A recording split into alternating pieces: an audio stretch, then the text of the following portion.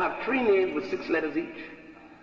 So I can't qualify for the Antichrist. They already specify how the Antichrist would come. And I look too much like Jesus to be the Antichrist.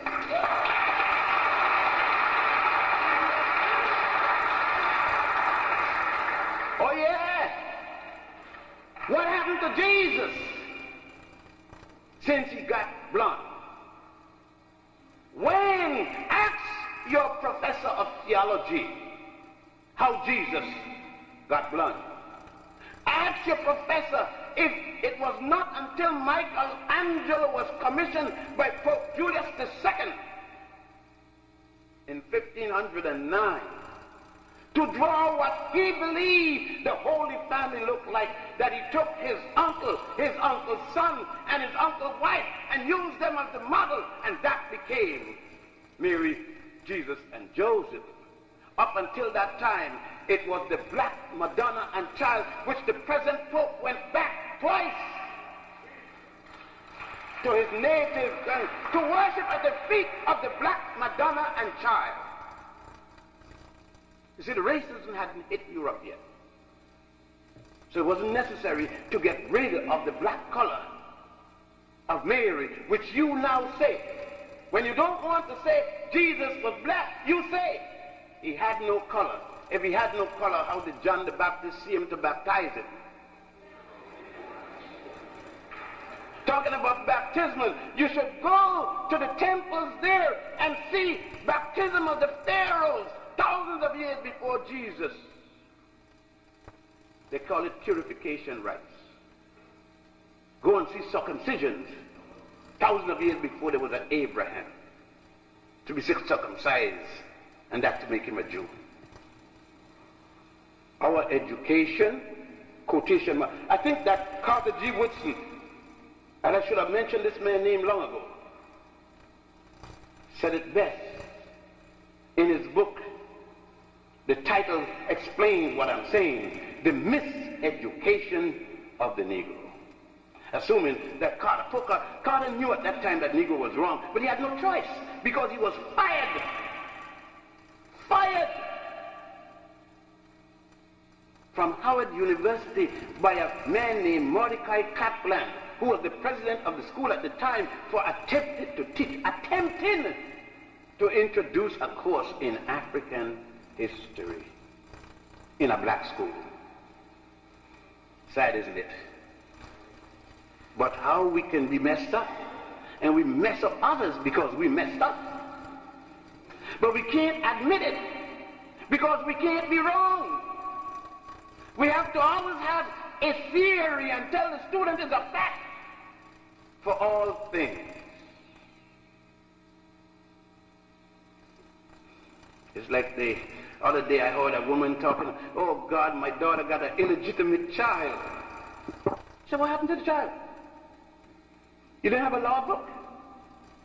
Illegitimate child. And I wanted to know what was that. So I went to the hospital to see what was wrong with the child. I said, did the child got a mother and a father? They had sex with a penis and a vagina? What's wrong with the child? Well, she didn't have a marriage certificate. I said, what that have to do with child? Do you know that Jesus and Mary and Joseph wasn't married? And that she wasn't married to the little angel either?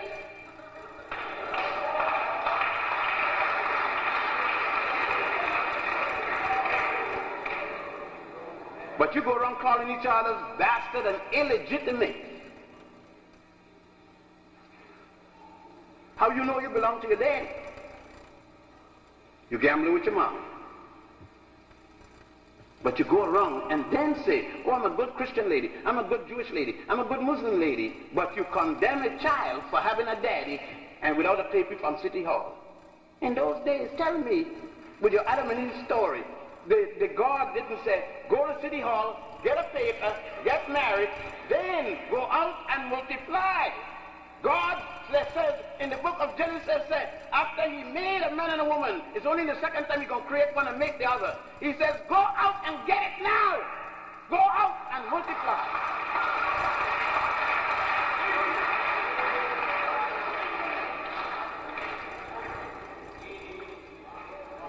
That doesn't mean that you act like a pig in a basket and dropping everything you got. That doesn't say that.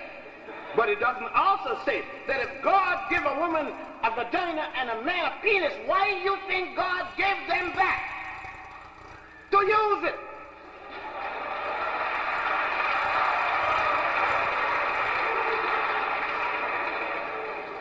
Well, they will put it in a picture frame and look at it.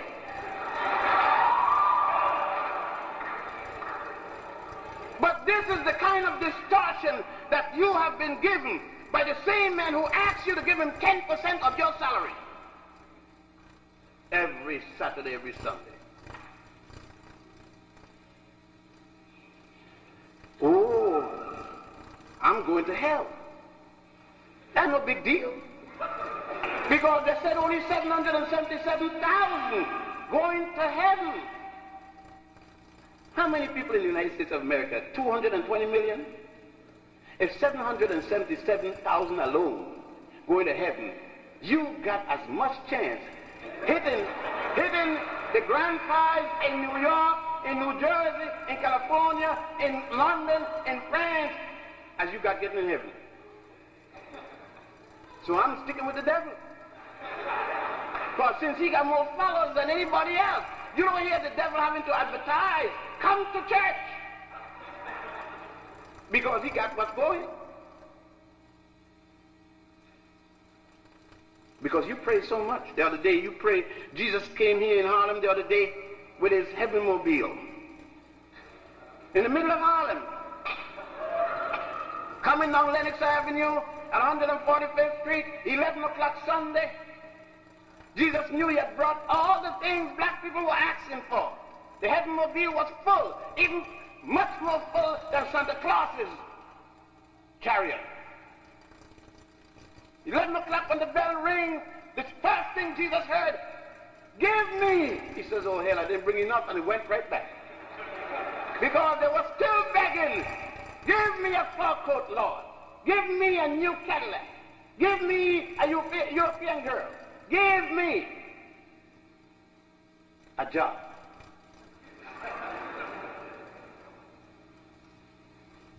The same people forget that the same book said, I will help those who help themselves. You pray for the exam. Pray. Don't do it. Pray. Let me know when you flunk out.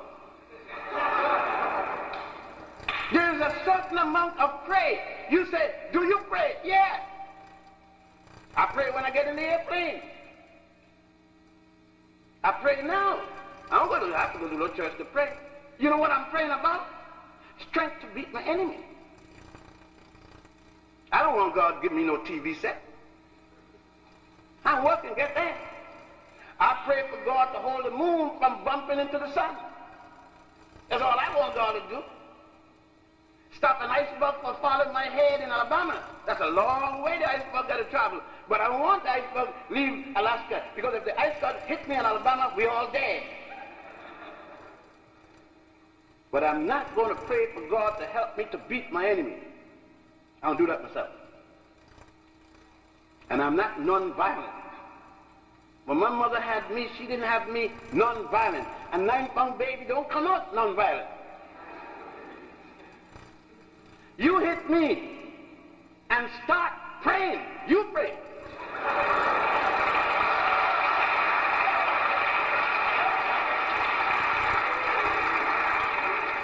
Because it's not natural.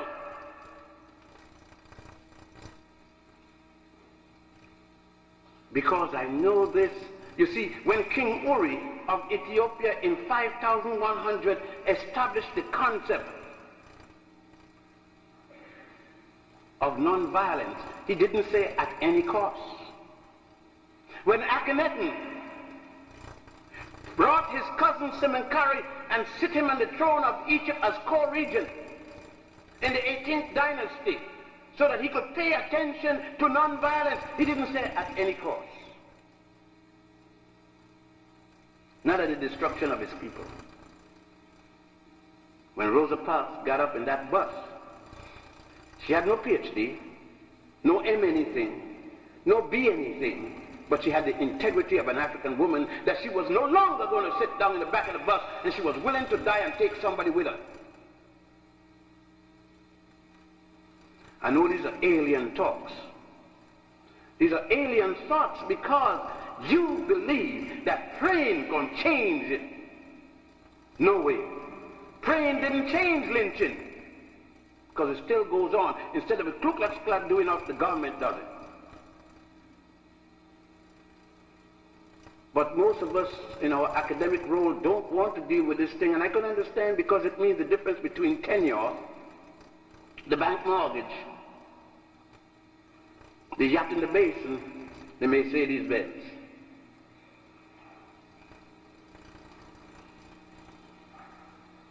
And winding down for the question and answer period, and I hope to be a very jolly one. I'm not going anywhere till tomorrow. And I'm sorry about that, but I have to teach at Malcolm King College. I teach there now voluntarily for the last 20 years. I taught a course. I've been teaching a course on Egyptology as my contribution to my community. And I don't like to miss classes. But you could see why from 1942, when I was started to teach, to the present time, I've had to struggle. I've paid the price. I've been shot at physically for what I teach, but no one wants to check the evidence.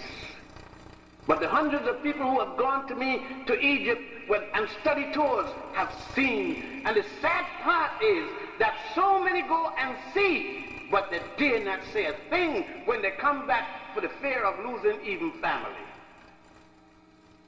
How sad that is.